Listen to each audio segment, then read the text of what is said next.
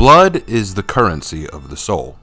Cultures around the world and throughout history have feared demons and monsters who consume our blood for their own sustenance.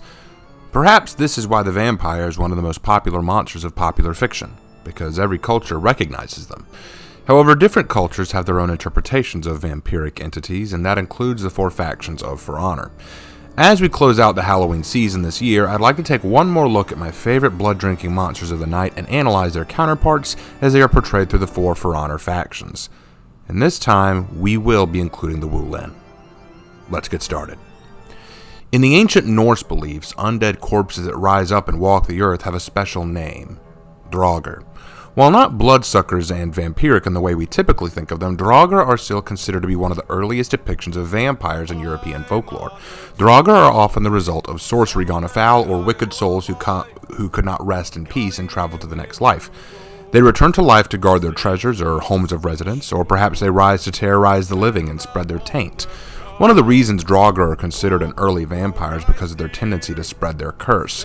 They kill, butcher, and mutilate, and the dead join them in their frenzy. Unlike zombies, Draugr are sometimes gifted with the supernatural abilities or intelligence of a living creature. Described as horrifying to behold with deathly visages, these undead killers can often be identified if their corpse is found not in a horizontal position. If the body is still standing or seated, it is likely a Draugr, resting until it rises again. Draugr are described as intensely greedy. In fact, it was believed that greed or wicked people would come back as Draugr. They guard their valuables viciously, and they also are jealous of the living, who now can accrue and obtain material valuables that the Draugr can no longer reach or obtain themselves. Thus, they lash out at humans, or any they can reach. They also are bloodthirsty and voraciously hungry. There are legends that say a Draugr will attack and eat an entire horse in a single evening, and still crave more.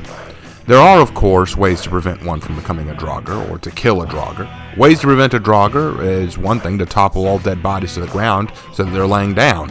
If you see a dead body in a seated position, push it to the ground, make sure that it is horizontal. Another is to bind their toes or feet so they cannot walk, or to puncture their feet with needles so they can't stand up.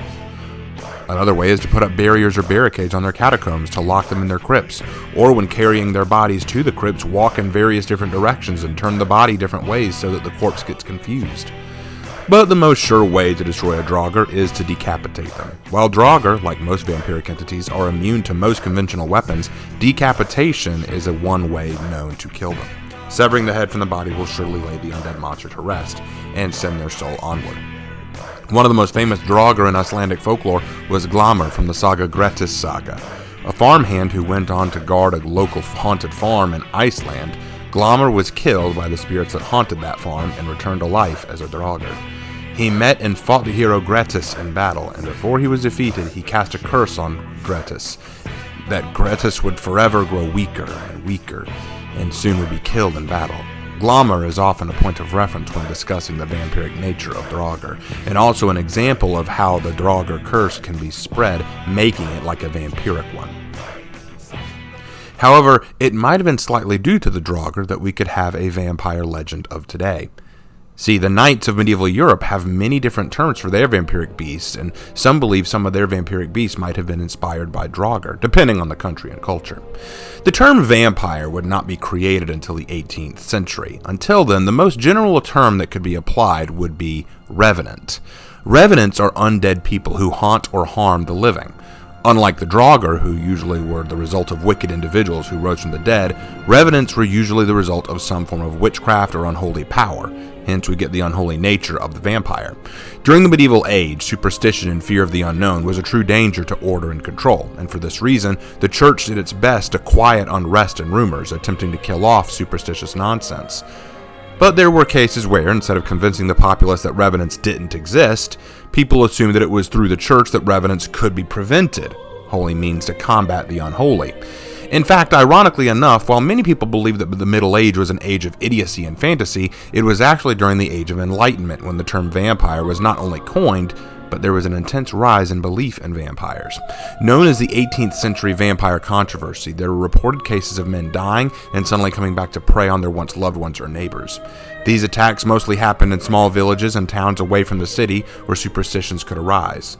Documented cases of graves being dug up and bodies examined popped up frequently, and there were several confirmed instances of bodies being staked with crosses or iron poles to ensure the body was well and truly dead. The fears rose mostly because when corpses were dug up, some of them were found to have bloated bodies, longer fingernails, and sometimes blood around their mouth. It was speculated these men and women were in fact vampires. The hysteria would end when the Empress of Austria sent her personal physician to look into the cases. He found that the corpses were only bloated because, as the body decomposed, their inner organs were breaking down and inner gases were being stored inside the bodies with nowhere to go, causing the bloating, and residual blood was being forced out the mouth. So no vampires were real in this case. But the fear of unholy blood-sucking monsters was still real for many in Europe. Vlad the Impaler, who was famous for his brutality, earned a reputation so heinous that some believed he was a vampire or demon of some kind, showing that in the late Middle Age, there was some degree of belief in unholy forces who consumed blood. As vampires were unholy and godless beings, they had an array of supernatural powers at their disposal that allowed them to more easily kill humans they sought to feed on. In Bram Stoker's book Dracula, the Count was capable of turning into mist, wolves and bats, walk on moonbeams, disappear into shadows, scale vertical surfaces, survive almost any conventional weapon, and had matchless strength and speed. You don't know how to change your body into mist or a bat. You can't heal any of your gunshot wounds. And now that you're out of bullets, you can't even defend yourself. You dare to call yourself Nosferatu? You disgust me. However, they had many weaknesses. Vampires could be repelled by holy objects like the cross, holy water, or garlic. And they were unable to walk in the sunlight because it would burn them, and they were killable by a stake through the heart while resting. One of the reasons I fell in love with vampires was because of Dracula, and because of the horrifying powers they could be armed with. Alucard from Hellsing, when he becomes Dracula during his Level 0 release, is likely what I feel the ancient knights feared most in a Revenant. An unholy entity of unmistakable bloodlust, incredible experience in battle, and the inability to be slayed by normal means. You're a fiend, a monster, a devil! You... Dracula!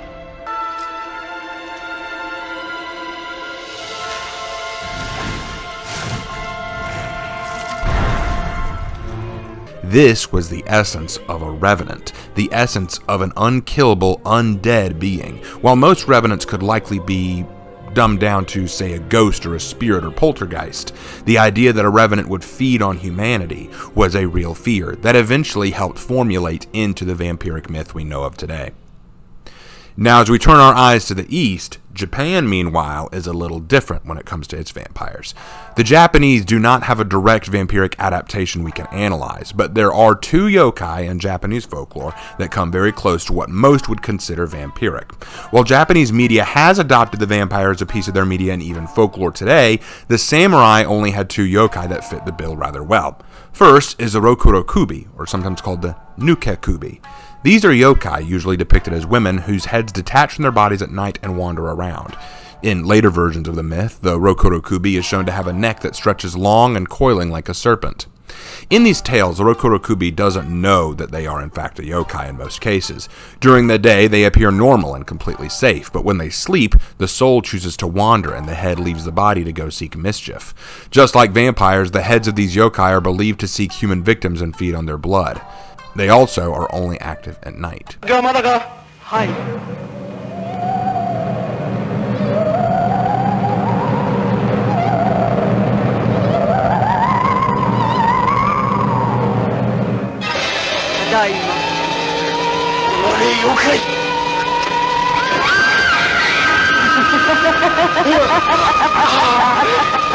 This, however, is the ending of the similarities.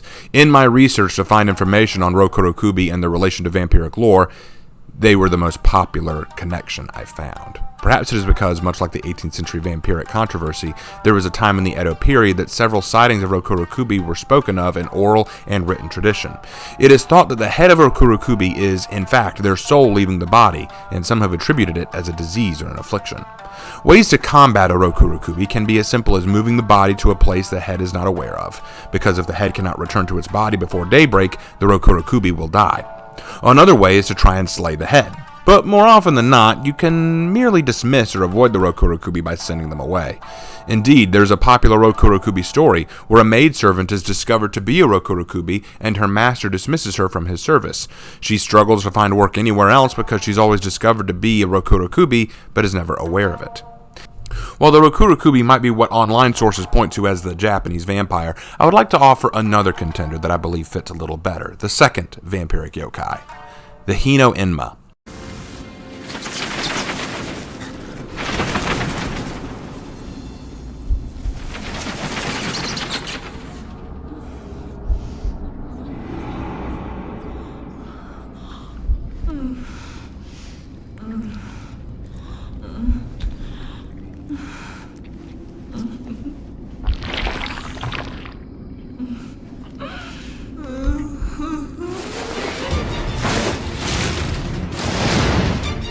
Literally translated, this name means flying fate demon. A fate demon is a reference to the Buddhist notion of spiritual progression. A fate demon interrupts that progression and tries to stifle it. Hino-enma are yokai who take the form of a gorgeous woman and lure men into their clutches. They are wicked and they feed on the life force and blood of their victims, making them weaker, more tired, and even taking away their good fortune and luck, eventually leaving them broken, jobless, and eventually dead. Then the Hino-enma moves on to find a new victim. The Hino-enma is meant as a cautionary tale about the dangers of women. It was a Buddhist belief that most women had an innate wickedness within them. Women were considered dangerous both to worldly status and wealth, as well as to the spiritual health and religious pursuits of men.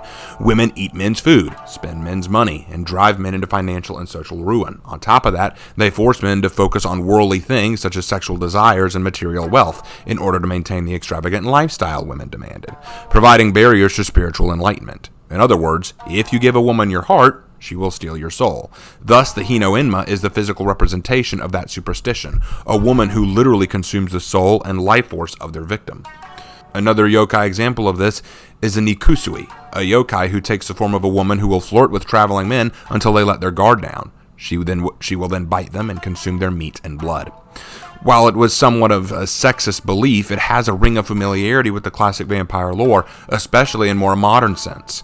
Dracula, Carmilla, and several other vampires have an allure to them, a frightening presence that is charming and inviting until their true nature is revealed. This has been dramatized today to show vampires as heartthrobs and attractive to the common person as a means of drawing them in. Thus, Hino-enma and Nikusui are both fantastic interpretations of the vampire trope, still alive in the world of yokai. But finally, this brings us to the last faction, the Wulin, who have a vampire all their own. The Chinese have a vampire so popular it has made its appearance in even our Western media, the Jiangshi, also called hopping vampires. Jiangshi are easily identifiable by their dress and their movements. Dressed in what appear to be ceremonial robes of the Qing dynasty, Jiangshi are undead corpses brought back to life by various forces or means. Some legends say it's because the soul could not move on to the afterlife, or the body was not buried properly. Others believe it to be the work of foul sorcery, or perhaps that the person was simply wicked in life and wanted to remain wicked after death. In any case, their bodies have gone through rigor mortis, and thus they are too stiff to raise their legs. As such, they must hop from place to place in a seemingly silly, but in fact, haunting fashion. Their long fingernails reach out to clutch at people, and when caught, the Jiangshi will consume their chi, or life force. With the spread of Western folklore and traditions, new folktales began to pop up that the Jiangshi also fed on blood. During the day, the Jiangshi sleep in their coffins and avoid the sunlight, but at night they wander, seeking new victims. The Jiangshi are also noted for having blue or greenish skin. This is sometimes referenced to being because the Jiangshi is covered in mold, or the body is cold from lack of body heat. Another common trope is the visual of a talisman on the Jiangshi's forehead. This is actually a way to counter a Jiangshi. There are many ways to combat a Jiangshi. One way was to place a talisman or sealing spell written in blood upon the forehead of the Jiangshi, which would render them immobile or force them to flee. In some modern games and mediums, though, the talisman simply pacifies the Jiangshi, making them less dangerous, which is where you get the cute girl Jiangshi trope. And other ways to counter the Jiangshi is to leave bags of coins or rice in front of your door. If you do so, the Jiangshi will be forced to stop and count every grain of rice or coin before entering your home. Another method is to use the call of a rooster. As the rooster is the herald of the morning, if the Jiangshi hears it, he'll think morning is coming and retreat. You can also show the Jiangshi a mirror. Jiangshi are terrified of their own reflections and will flee from the sight of themselves. But if all else fails, decapitation seems to be the common means of vampire killing, in not only this medium, but most mediums.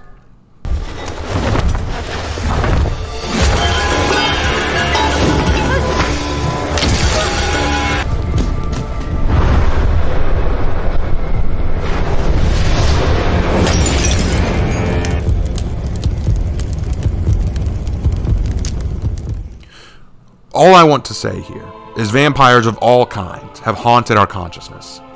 Even though today we don't see them quite as the horrifying monsters that keep us awake at night as probably they were intended to be, they are an embodiment of something we've feared deep down in the recesses of our psyche, a beast that preys on us for their own vitality, stealing from us so that they may live, turning us to death so they may mock life. We've so long been the apex predator of this world that the idea of entities who see us as food is a haunting one, and every culture has their own creature of the night who seeks our undoing, our defeat, and our blood. And maybe now y'all can understand just a little bit why I so value the vampire and Dracula as pieces of folklore, literature, and indeed, culture. Thank you guys for watching. I'll see you in my next video.